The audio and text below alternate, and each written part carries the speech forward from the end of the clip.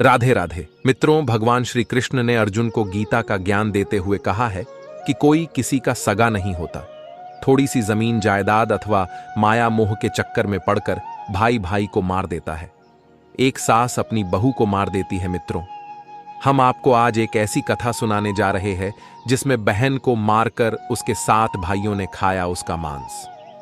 एक बार भगवान श्री कृष्ण के पास देवर्षि नारद जी नारायण नारायण करते हुए आते हैं और भगवान श्री कृष्ण के पास आकर कहते हैं कि हे प्रभु, पृथ्वी पर मैंने देखा है भाई भाई को मार देता है, छोटी बहन बड़ी बहन को मार देती है, सास बहू को मार देती है, अपितु बहू सास को भी मार देती है।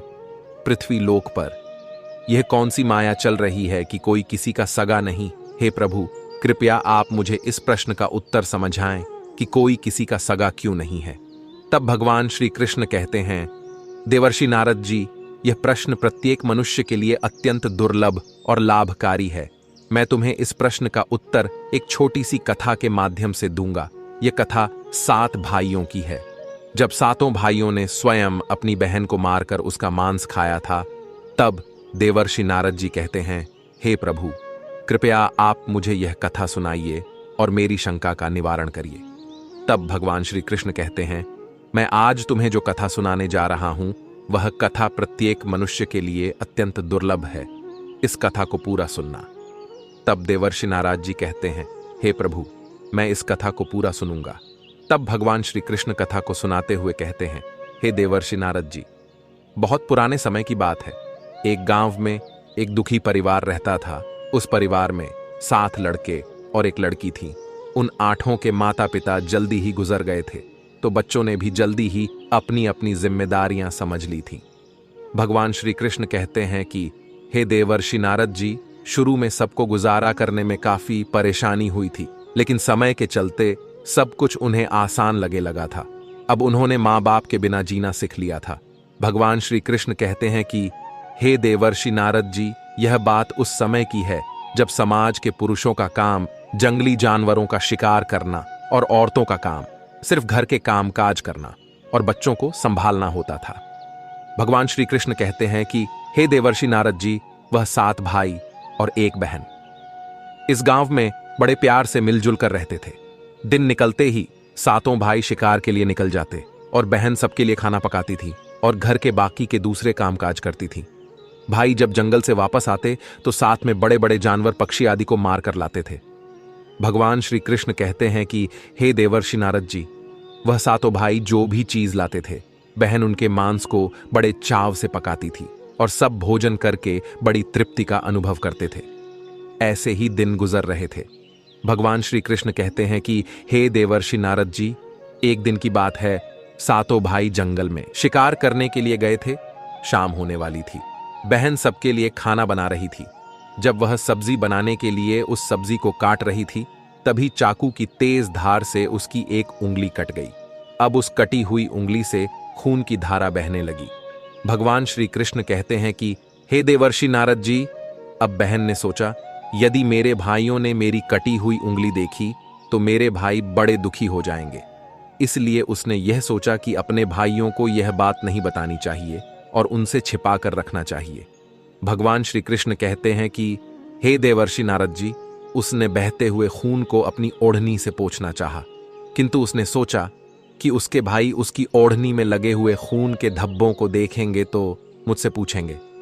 फिर उसने सोचा कि चलो दीवार पर पोंछ देते हैं, लेकिन फिर उसने सोचा कि दीवार पर खून को पोंछना ठीक नहीं रहेगा। उसने सोचा, अगर मेरे भाइयों ने देख लिया कि दीवार पर खून पोंछा हुआ है तो वह मुझसे अवश्य पूछेंगे और फिर मुझे बताना पड़ेगा और वह फिर परेशान हो जाएंगे। भगवान श्री कृष्ण कहते हैं कि हे देवर्षि नारद जी, फिर बहन बेचैन होकर इधर उधर घूमने लगी, लेकिन उसे कोई ऐसी जगह नहीं मिली जहां उसका बहता हुआ खून उसके भाइयों की नजरों से बच सके। इसलिए उसे कोई उपाय न मिलने पर उसने उसी सब्जी में जो खाने के लिए बना रही थी, उसी में अपना खून जो था उसे पोंछ दिया। शाम को जब 7 भाई जंगल से वापस आए तो बहन ने भाइयों के लिए खाना परोसा। भगवान श्री कृष्ण कहते हैं कि हे देवर्षि नारद जी, आज 7 भाइयों को सब्जी बहुत ही स्वादिष्ट लगी। सातों भाई अपनी अपनी उंगलियां चाटते रह गए और अपनी बहन की पाक कला की तारीफ करने लगे। अपनी तारीफ सुनकर बहन भी खुशी से फूले न समा रही थी। भगवान श्री कृष्ण कहते हैं कि हे देवर्षि नारद जी, सातों भाई दिन भर के काम करने के कारण थके थे। सातों भाई उस दिन जल्दी सो गए।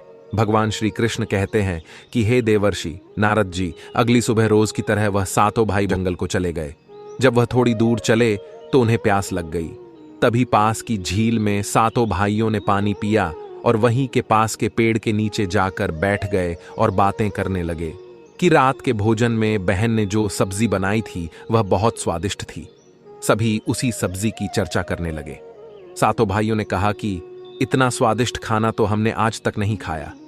भगवान श्री कृष्ण कहते हैं, हे देवर्षि नारद जी, वह सातों भाई कहते हैं कि आज घर चलकर इसके बारे में अपनी बहन से जरूर पूछेंगे और जानकर रहेंगे कि सब्जी में उसने ऐसा क्या मिलाया था जिससे वह सब्जी इतनी स्वादिष्ट बनी थी।